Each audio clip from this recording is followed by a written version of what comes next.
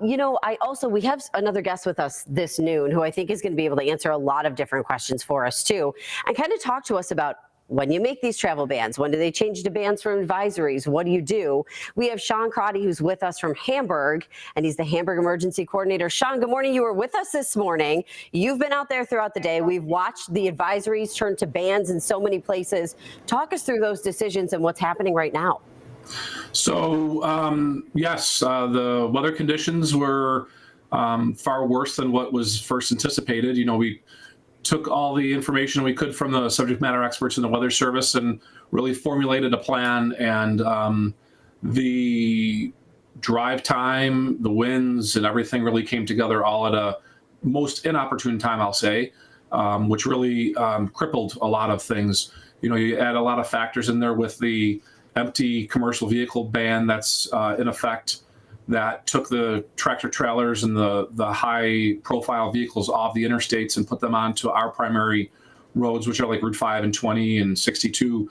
And when there's no weight on their drive wheels, and then they start getting into this blowing and drifting snow, that pretty much renders them inoperable, and then they get stuck. And that's all it takes is that one vehicle to get slowed down or stuck, which then has that domino effect of, once that gets stuck, then everything else gets stuck behind it, and then our plows can't get through.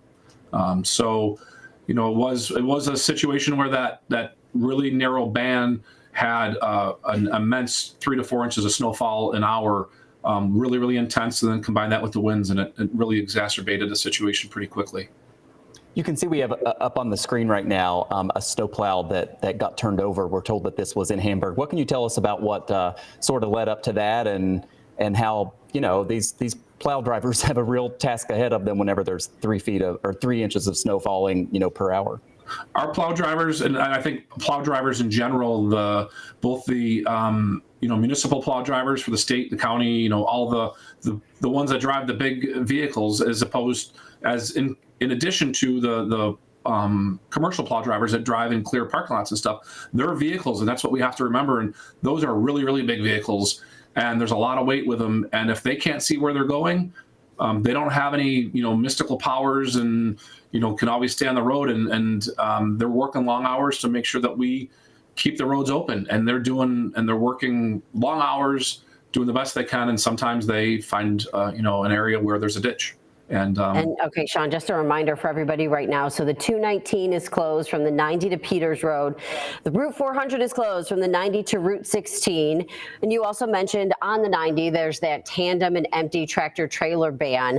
What would you say to drivers, though, if they are planning maybe to go on the thruway at some point? It's not closed to drivers, but they're driving through some really difficult conditions. Right. It's actually sunny here now, which we're very thankful for. But if you do have to venture out, understand that just a little bit further west and south of us, it's snowing bad. And so if you're not skilled, or if you don't like driving in snow, then stay home.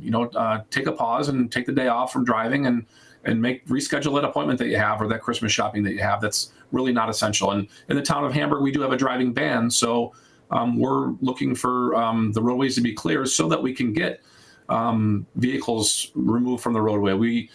Our police force is out tagging all the disabled vehicles, making sure that they're not occupied. If they're occupied, we have a tour bus from Canada that has student athletes that are traveling, I don't even know where, but we have them in a warming shelter right now. So we have about 28 to 30 stranded motorists that we're keeping in a warming center. And we do have 2 warming centers open that we're pulling motorists out of their vehicles and keeping them into 2 of our town facilities to keep them warm and out of harm's way. So we're, again, tagging vehicles so that while people drive around, they know that we've already checked them. So we have a system in place that, allows our officers and our 911 dispatchers to know that, that Subaru that's in the ditch, if it has this, certain marking on it, that we've already checked it and deemed it safe. And Sean, we've got on the screen right now, we had just a moment ago there, the current radar. You mentioned that it's sunny at the moment in Hamburg, but the band is going to move, back north over where you are now into the metro area, by this evening. Some of these storms like this, you sort of think they're over, right? When you look out your window and it's sunny skies. Walk us through right now how you're preparing for the evening drive home.